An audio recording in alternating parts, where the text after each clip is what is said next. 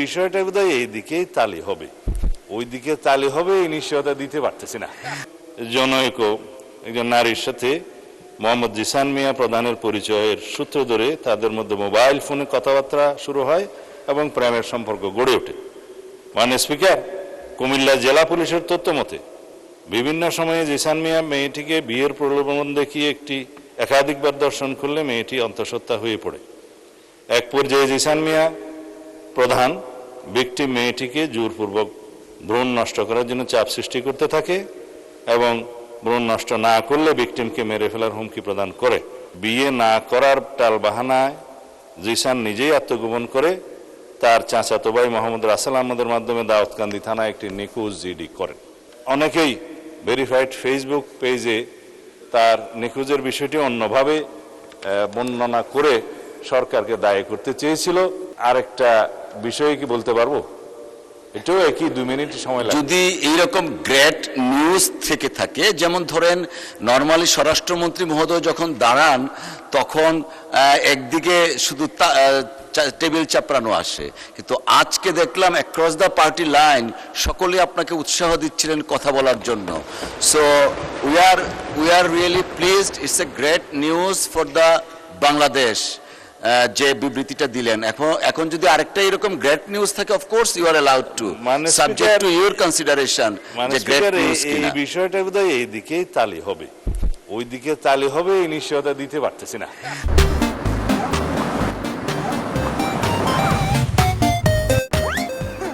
এইদিকে যদি তালি না পড়ে তাহলে মানে তালি দিলে ভালো হবে। আমরা আইনের শাসন প্রতিষ্ঠা করছি, আমি বলতে দিলে বলি কি আমরা একটু পরে শুনি, এই তালিটার ঐক্যটা থাকুক, আমরা একটু আলোচনা করি, পরে আবার শুনতে পারবো। 300 বিধিতে আমরা এটা শোনার জন্য বোধহয় সবাই অপেক্ষা করছে। আচ্ছা জি, আচ্ছা ঠিক আছে, বলেন। মাননীয় স্পিকার, আমি দলের নাম নিতাম না, যেহেতু এটা বিষয়ে কিছু ক্লেম করা হয়েছে সেই জন্য দিচ্ছি। বাংলাদেশ ছাত্র শিবিরের কেন্দ্রীয় সহকারী আন্তর্জাতিক বিষয়ক সম্পাদক মোহাম্মদ জিসান মিয়া প্রধানের ঘটনার সংক্ষিপ্ত বিবরণ।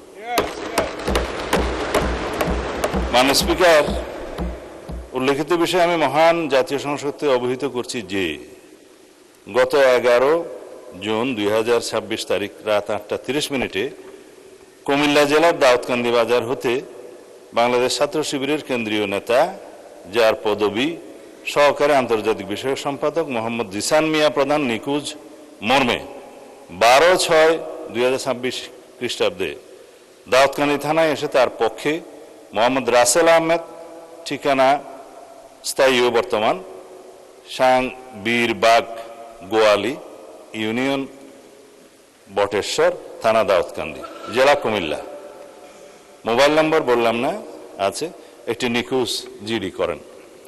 নিখোঁজ জিডির প্রেক্ষিতে তাকে উদ্ধারের নিমিত্তে কুমিল্লা জেলা পুলিশের একাধিক টিম মাঠে নামে উদ্ধার কাজে তৎপর হয়। অনুসন্ধানকালীন প্রথমত নিখোঁজ ব্যক্তির আপন চাচাতো ভাই সজীব হাসানের মাধ্যমে জানা যায় গত 5-6 মাস পূর্বে ফেসবুকের মাধ্যমে জনৈক একজন নারীর সাথে মোহাম্মদ জিসান মিয়া প্রধানের পরিচয়ের সূত্র ধরে তাদের মধ্যে মোবাইল ফোনে কথাবার্তা শুরু হয় এবং প্রেমের সম্পর্ক গড়ে ওঠে। মাননীয় স্পিকার, কুমিল্লা জেলা পুলিশের তথ্য মতে বিভিন্ন সময়ে জিসান মিয়া মেয়েটিকে বিয়ের প্রলোভন দেখিয়ে একাধিকবার দর্শন করলে মেয়েটি অন্তঃসত্ত্বা হয়ে পড়ে। এক পর্যায়ে জিসান মিয়া প্রধান ভিকটিম মেয়েটিকে জোরপূর্বক ভ্রূণ নষ্ট করার জন্য চাপ সৃষ্টি করতে থাকে এবং ভ্রূণ নষ্ট না করলে ভিকটিমকে মেরে ফেলার হুমকি প্রদান করে। তার এক পর্যায়ে ভিকটিম মেয়েটি জানের ভয়ে ভ্রূণ নষ্ট করতে রাজি হলে জিসান মিয়া প্রধান তার পূর্ব পরিচিত ও ঘনিষ্ঠ জনৈক সিকান্দর আলীর ওষুধের দোকান হতে ভ্রূণ নষ্ট করার ট্যাবলেট ক্রয় করে ভিকটিম মেয়েটিকে খাওয়ায়। 2-3 দিন পরে ভ্রূণ নষ্ট হওয়ায় ওষুধ সেবনের ফলে ভিকটিমের প্রচণ্ড রক্তক্ষরণ শুরু হলে ভিকটিম নিজেই জিসানকে বিষয়টি জানায়। তখন জিসান তার আপন চাচাতো ভাই সজীবের মাধ্যমে পুনরায় একই ফার্মেসি হতে ওষুধ সংগ্রহ করে ভিকটিমের বাড়িতে পৌঁছে দেয়। ওষুধ সেবনের পর রক্তক্ষরণ বন্ধ হলে ভিকটিম জিসানকে বিয়ের জন্য চাপ সৃষ্টি করে। এক পর্যায়ে জিসান 12 জুন তারিখে রোজ শুক্রবার বিয়ে করতে সম্মতি জ্ঞাপন করে, কিন্তু গত 11 জুন তারিখ রাত 8:30 ঘটিকায় বিয়ে না করার টালবাহানায় জিসান নিজেই আত্মগোপন করে তার চাচাতো ভাই মোহাম্মদ রাসেল আহমদের মাধ্যমে দাউদকান্দি থানায় একটি নিখোঁজ জিডি করেন। নিখোঁজ জিডির অনুসন্ধানকালীন কুমিল্লা জেলার লাকসাম থানা এলাকায় স্থানীয় লোকজন ও লাকসাম থানা পুলিশের মাধ্যমে আত্মগোপনে থাকা জিসান মিয়া প্রধানকে উদ্ধার করা হয়। ভিকটিম মেয়েটিকে থানায় হাজির হয়ে মোহাম্মদ ইসান মিয়াকে ভিকটিম মেয়েটি থানায় হাজির হয়ে মোহাম্মদ ইসান মিয়া প্রধানকে 1 নম্বর আসামি করে ধর্ষণে সহযোগিতা এবং ভ্রূণ নষ্ট করার অভিযোগে অপর 3 জন যথাক্রমে মোহাম্মদ সজীব হাসান, সেকান্দর আলী ও মোহাম্মদ গোলাম রব্বি সহ মোট 4 জনের নাম উল্লেখ করে এজাহার দায়েরের প্রেক্ষিতে দাউদকান্দি মডেল থানার মামলা নম্বর 13 তারিখ 13/6/2026 খ্রিস্টাব্দ ধারা নারী ও শিশু নির্যাতন দমন আইনের 9(খ)/30 তৎসহ 313, 506 এবং 34 পেনাল কোড রুজু করা হয়। গত 13/6/2026 তারিখে এই অভিযুক্ত সজীব হাসান ও সেকান্দর আলী তাদেরকে গ্রেফতার করা হয়।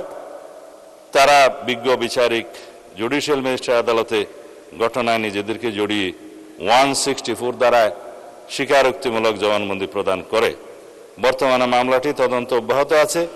যেহেতু মাননীয় স্পিকার এই বিষয়ে অনেকেই ভেরিফাইড ফেসবুক পেজে তার নিখোঁজের বিষয়টি অন্যভাবে বর্ণনা করে সরকারকে দায়ী করতে চেয়েছিল এবং প্রকৃত ঘটনা উদ্ঘাটনের পরে সেটা আমরা মনে করলাম এই ঘটনা জাতির সামনে প্রকাশ করা দরকার। আমি এই মহান জাতীয় সংসদের মাধ্যমে এটা প্রকাশ করলাম। ধন্যবাদ মাননীয় স্পিকার। ধন্যবাদ মাননীয় স্বরাষ্ট্রমন্ত্রী।